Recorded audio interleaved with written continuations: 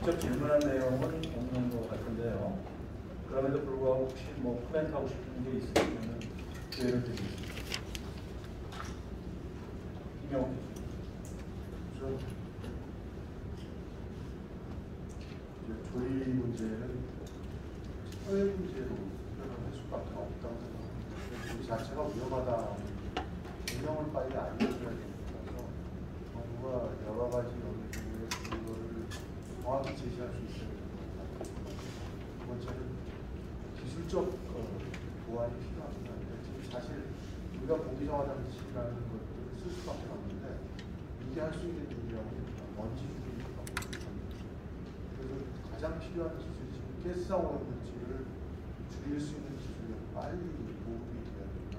현재 제품도 국가도 이 부분에 대해서 아직까지 동의가 안 하고 있어서 빨리 국가가 이 가스오염물질들을 제거시키는 기술력 개발 쪽에 좀 더 집중을 해야만 이런 문제점들이 좀 현실적으로 빨리 해소될 수 있습니다. 감사합니다. 오늘 다양한 부서에서 과장님들 제도 개선 관련돼서 의견을 받아서 큰 도움이 될 것 같습니다. 연구하는 입장에서는 좀 완벽하고 정확한 데이터를 가지고 근거 있게 어떤 제도를 개선하고 싶은 욕심이 있는데, 일단 저희가 판단했을 때 어떤 특정이라든가 어떤 특정 물질이 더 위해하냐 안 하냐를 판단할 수 있는 그런 시간적인 여유가 많이 기다려야 한다면, 저희가 어떤 사회적 합의가 있다면 그런 과학적인 근거보다도 우선적으로 제도를 필요가 있다고 봅니다. 대부분의 대기 환경 기술이나 연구 같은 경우 저희가 유럽이나 미국 사례를 많이 참조를 하는데, 이런 급식실 관련 사례는 제가 뭐 기회를 찾아보면 찾을 수가 없어서 저희 우리나라만의 고유한 방법을 찾아야 될 필요가 있어서, 어떤 근거가 다소 좀 와닿지 않더라도 조기에 도입할 수 있는 방법 같은 거는 저희가 시범적으로 선제적으로 해볼 필요가 있지 않나 그런 생각이 듭니다. 예, 감사합니다. 저도 이 자리가 워낙 지금 중요한 자리이고 중요한 분들이 많이 계셔서 간단하게 미세먼지의 전반적인 인식 제고를 위해서 한 가지 말씀드리면요. 미세먼지는 원래 그 1980년대까지는 뭐 전 세계에서 호기에 대한 관심만 가지고 연구해왔습니다. 그런데 90년 들어오면서 심혈관계, 이제는 그게 다 상식으로 다 밝혀졌죠. 그리고 이제 2000년대 들어와서는 뇌, 신경계, 뇌에 대한 연구가 지금 엄청나게 활발합니다. 그 이유는 먼지의 크기가 계속 작아지기 때문입니다.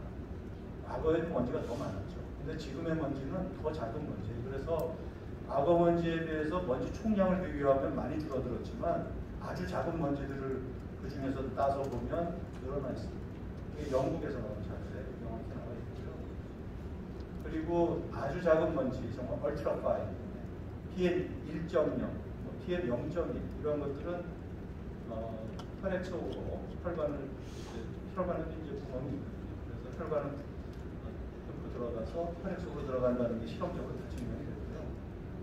그 다음에 뇌로 간다는 거 지금 굉장히 우려하고 있습니다. 동물 실험에서는 나노 테크놀로지 여러분 요즘 얘기 많이 나오잖아요. 금나노, 은나노를 막 뒤에다가 주면 그게 뇌에서 찍힙니다.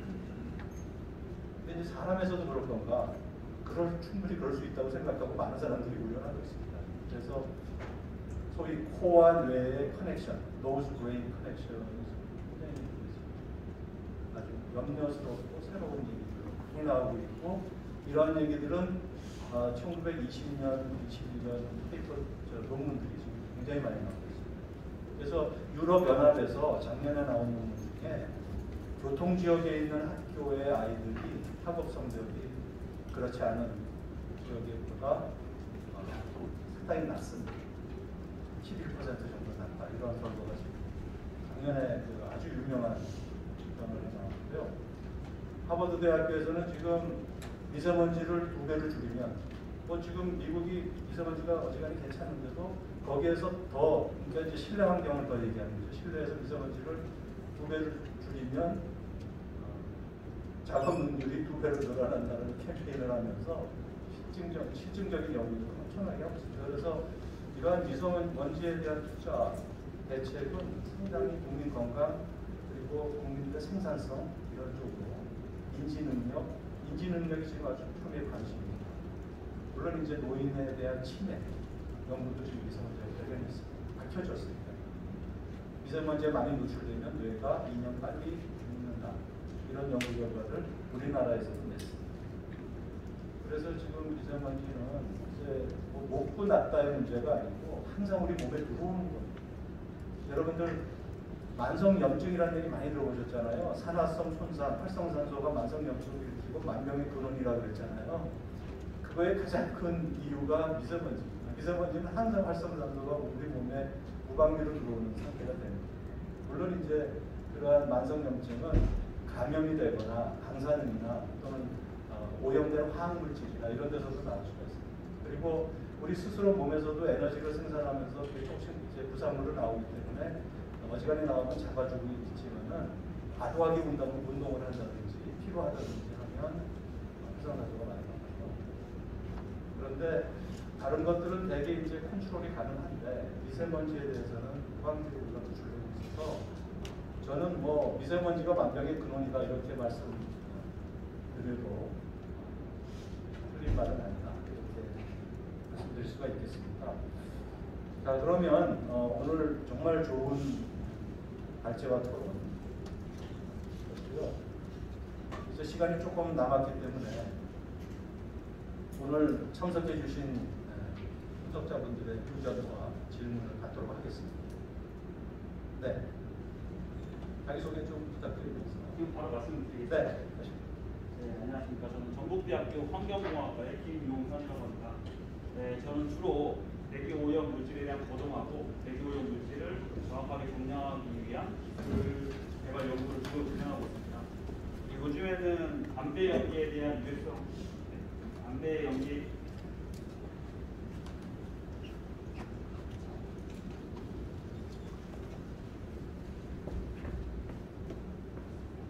네, 담배 연기에 대한 위해서 연구를 하고 있는데요. 본 토론의 과제에는 담배보다 무서운 요리 매연 이렇게 해서 관심을 가지고 멀리 전주에서 새벽같이 올라오게 되었습니다. 본 토론회가 요리 매연에 의한 문제를 해결하기 위해서 굉장히 중요한 시간이었고 의미가 있다고 생각이 되어지는데요. 본론으로 들어가서 저는 요리 매연 문제 자체를 대기오염 사건으로 인지하고 있습니다. 대기오염 사건이죠. 그리고 역사적으로 대기오염 사건을 보면 대기오염 사건을 일으키는 주 원인이 존재합니다.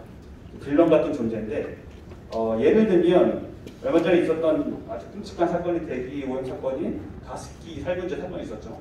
이 가습기 살균제는 다양한 수증기가 있지만 그 안에 인체 유해성을 가중시키는 원인이 되는 물질이 PHMG라는 성분이었습니다. 즉 가습기 살균제라는 사건이라는 대기오염 사건에서 가장 빌런으로 작용했던 건 PHMG입니다. 저는 이 요리 매연 문제, 그 대기오염 사건의 가장 큰 원인은 조리흉 안에 들어있는 기름이라고 생각합니다. 쿠킹 오일 퓨움이라고도 일컫는 건데요. 특히 조리 사업 중에서 조리를 하다 보면은 대부분이 발생하는 물질이 수증기하고 기름입니다.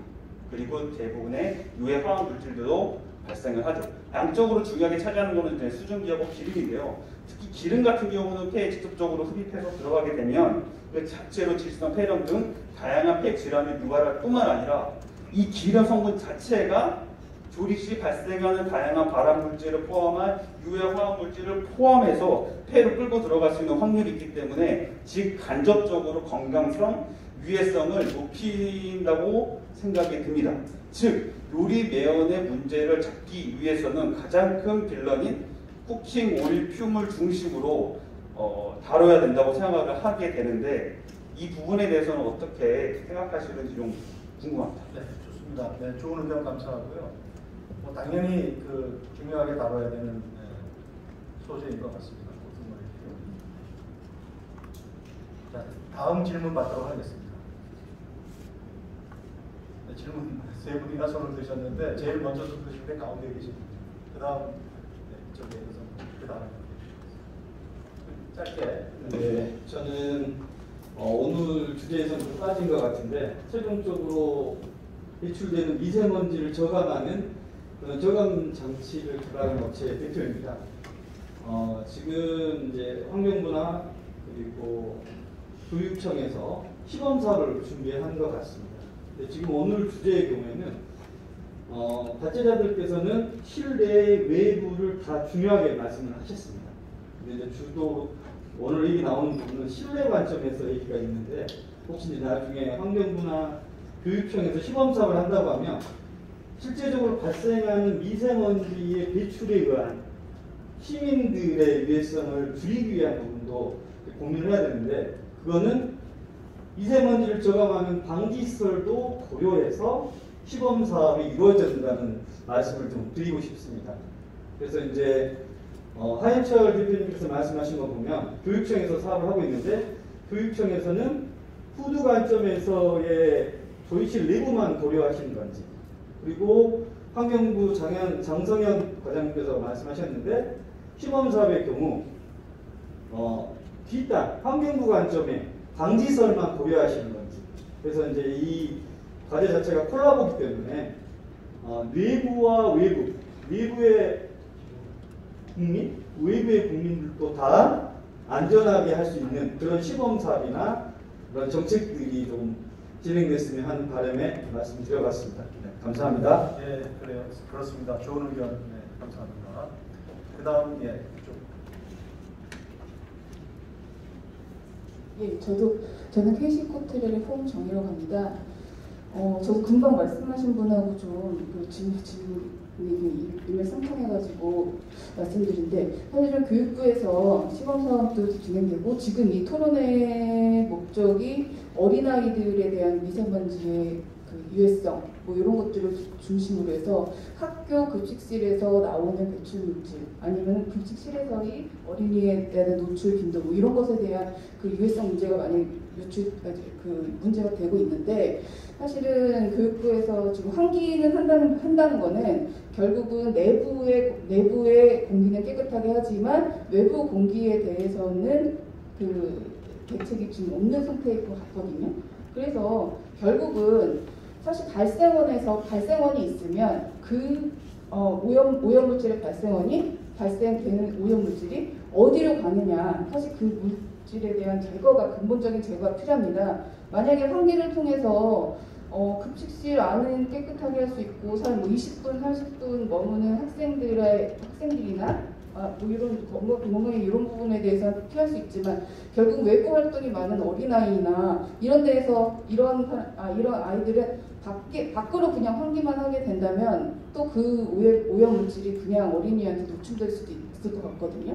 그래서 결국은 사실 모든 사람에게 전부 다 미세먼지는 유해한 거는 더 말할 필요도 없지만 어린아이에게는 아까 그 발제자님께서 말씀하셨듯이 뭐 3배 또 10배까지도 이렇게 그 유해한 거기 때문에 이번에 교육부에서 그 급식실 개조를 하고 할 때 그 급식실 내부의 공기뿐만 아니라 외부로 배출되는 오염 물질 이런 부분에 대해서도 충분히 시범 사업에 들어가서 그거는 종합적인 검토가 필요해야지 그 내부만 하고 환기만 하고 외부로 나오는 거 아니면 결국은 아무런 문제가 해결이 안 될 것 같습니다. 알겠습니다. 중요한 포인트를 짚어주셨어요. 그래서 아마 단순 환기뿐만 아니라 제거할 수 있는 기능까지 생각을 해야 되고 또 근원적인 어떤 방지 대책이 필요하다 이렇게 같이 대책에 포함해야 됩니다. 자, 그러면 시간 관계상 딱 한 분만 더 갖고 끝내고요. 네, 해외로 넘어가도록 하겠습니다. 저쪽에 빨리 안녕하십니까. 저는 한영대학교 자원환경공학과의 권재영 교수입니다. 제 학위 논문 자체가 PAH 제거 그리고 생성 원리에 대한 거였고요. 제 전공이 연소 촉매고요. 그리고 아까 전에 그 하현철 박사님께서 말씀하셨다시피 조리음 같은 경우에 측정이 불가능하게 되는데 저희는 95% 슬릿 수준으로 정성 정량까지 다 듭니다. 현재 기록까지. 그리고 그 안에 있는 어떤 물질이 있는지까지 알 수 있음에도 불구하고 제가 오늘 여기 와서 느끼고 말씀드리고 싶었던 거는요. 제가 어떤 내용이 이런 내용이 있다고 해서 기술이 있다고 해서 공무원들한테 얘기를 하거나 그래도 검토만 하겠다고 아무런 피드백을 안 줍니다. 그래서 제가 말씀드리고자 하고 싶은 내용은요. 아마 대한민국에서 이 정도 매연 측정부터 시작해서 없애는 것까지 제가 할 수 있는 부분이 많다고 생각하는데 저한테 좀 기회가 좀 왔으면 하는 생각에 마이크를 들고 부탁을 드립니다. 네, 예. 잘 알겠습니다. 감사드리고요. 오늘 발제 그리고 토론해 주신 분들께 다시 한번 감사드리고 질문해 주신 분들께도 감사를 드리겠습니다. 그러면 저희